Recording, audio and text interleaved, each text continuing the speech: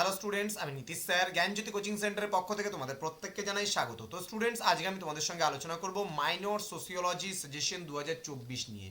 তো যে সমস্ত ছাত্রছাত্রীরা রয়েছে সিধু কানু বিরসা ইউনিভার্সিটি আন্ডারে বিভিন্ন কলেজগুলোতে পড়াশোনা করছো, তাদের জন্য আজকে 100% কমন সাজেশন নিয়ে আমি আলোচনা করব।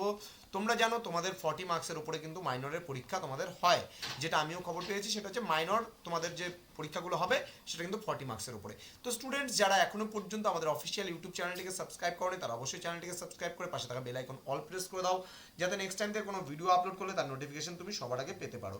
এছাড়া তোমরা যারা ভাবছো অনলাইনে আমাদের সঙ্গে যুক্ত হবে, তারা অবশ্যই যোগাযোগ করো 7076398606 নম্বরে অথবা 6295916282 নম্বরে। তোমাদের টোটাল কোর্স ফি রয়েছে মাত্র 999 রুপিস। কিন্তু তোমরা যদি সেকেন্ড সেমিস্টারে আমাদের কাছে অ্যাডমিশন নাও, যারা ফার্স্ট সেমিস্টারে এখন পরীক্ষা হচ্ছে তাদের জন্য একটা 9 ক্রস করে আমরা মাত্র 99 রুপিস পুরো কোর্স ফিটা কিন্তু নিচ্ছি, শুধুমাত্র একটা সেমিস্টারের জন্য। তো স্টুডেন্টস, দেরি না করে আজই যুক্ত হয়ে যাও আমাদের জ্ঞানজ্যোতি কোচিং সেন্টারে।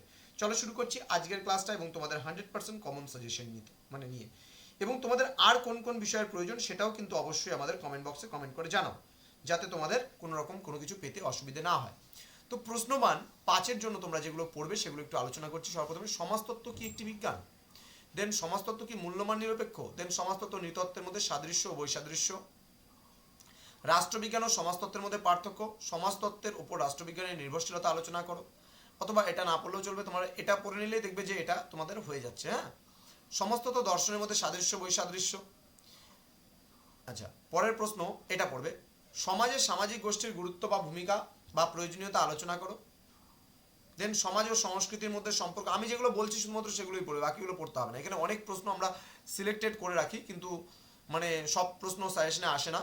সমাজ ও জনসম্প্রদায়ের মধ্যে পার্থক্য আলোচনা করো। গ্রাম নগর সম্প্রদায় মানে কাকে বলে, গ্রামীণ জনসম্প্রদায় এবং নগর জনসম্প্রদায় কাকে বলে সেটা সম্পর্কে তোমরা খুব ভালো করে পড়বে, এবং উভয়ের মধ্যে কিছু পার্থক্য আছে, সেই পার্থক্যগুলো সম্পর্কেও কিন্তু তোমরা পড়বে।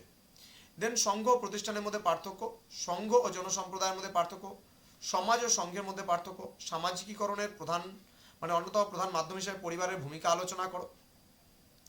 দেন সামাজিকীকরণের মাধ্যম হিসেবে শিক্ষা প্রতিষ্ঠান ও ধর্মীয় প্রতিষ্ঠান সম্পর্কে আলোচনা করো। সামাজিক নিয়ন্ত্রণ ও সামাজিকীকরণের মধ্যে সম্পর্ক আলোচনা করো। বিধিবদ্ধ সামাজিক নিয়ন্ত্রণ বলতে কি বোঝো, এর দুটি গুরুত্বপূর্ণ মাধ্যম সম্পর্কে আলোচনা করো। অবিধিবদ্ধ সামাজিক নিয়ন্ত্রণ বলতে কি বোঝো, এর গুরুত্বপূর্ণ মাধ্যমগুলি সম্পর্কে আলোচনা করো। দেন সামাজিক নিয়ন্ত্রণের মাধ্যম হিসেবে লোকাচারের ভূমিকা ও প্রয়োজনীয়তা।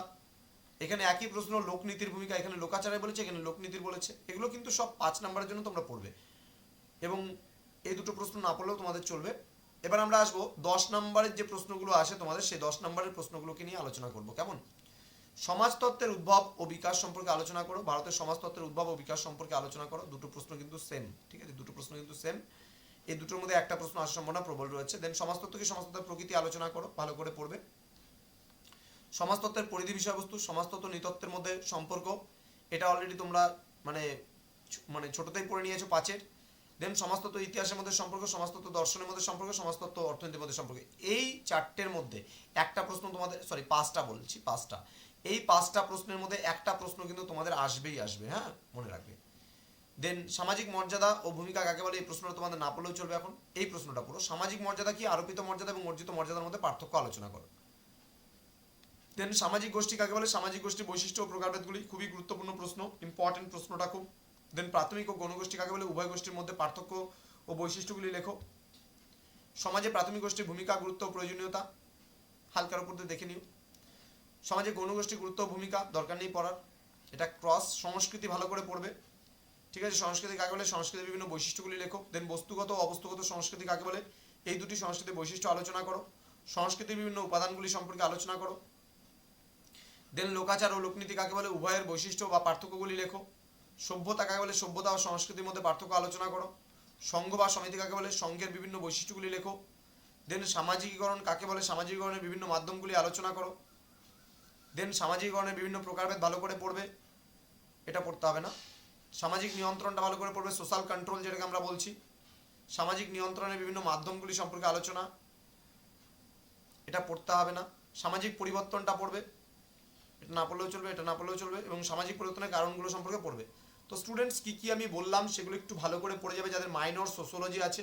আর তোমাদের যেটা জানতে পারলাম সেটা শর্ট কোশ্চেন আসবে তোমাদের মেবি 1, তোমাদের 5 এবং 10 এই তিনটে ক্যাটাগরিতে তোমাদের প্রশ্নগুলো মানে করা হয় হিসাব মতো। তোমাদের যেটা বলছে এনবিইউ মানে তোমাদের সিধু কানু বিরসা ইউনিভার্সিটি SKBU থেকে যেটা বলছে সেটা কিন্তু এই সিস্টেমে তোমাদের কোশ্চেন প্যাটার্নটা হওয়ার কথা।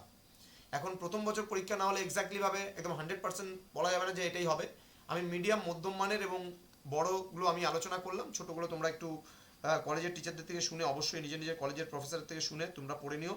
তো স্টুডেন্টস, তোমাদের সঙ্গে দেখা হবে পরবর্তী ক্লাসে। তোমরা যারা এখনো সেন্টার আমাদের জ্ঞানজ্যোতি কোচিং সেন্টার অফিসিয়াল ইউটিউব চ্যানেলকে সাবস্ক্রাইব করনি, তারা অবশ্যই চ্যানেলটিকে সাবস্ক্রাইব করে পাশে থাকা বেল আইকন অল প্রেস করে দাও, যাতে নেক্সট টাইম থেকে কোনো ভিডিও আপলোড করলে তার নোটিফিকেশন তুমি পেতে পারো। তোমাদের উজ্জ্বল ভবিষ্যৎ গড়ে তুলবো আমরা, এটাই আমাদের মূল প্রতিশ্রুতি। আমাদের কাছে অনলাইনে পড়তে চাইলে এই নাম্বারটা অবশ্যই সেভ করে রাখো। এই পরীক্ষাটা শেষ হবে ফার্স্ট সেমিস্টারে, আমাদের অনলাইনের সেকেন্ড সেমিস্টার অ্যাডমিশন শুরু হয়ে যাবে। তো স্টুডেন্টস, তোমরা প্রত্যেকে ভিডিওটিকে প্রচুর পরিমাণে শেয়ার করো, আমাদের ফ্রি গ্রুপে যুক্ত হয়ে যাও এবং ফ্রি নোটস পেতে কিন্তু তোমাদের এই গ্রুপে অবশ্যই জয়েন করো। তো স্টুডেন্টস, দেখা হবে তোমাদের সঙ্গে পরবর্তী ক্লাসে। তোমরা প্রত্যেকে ভালো থেকো, সুস্থ থেকো। Thank you so much, thanks for watching. After all, thank you.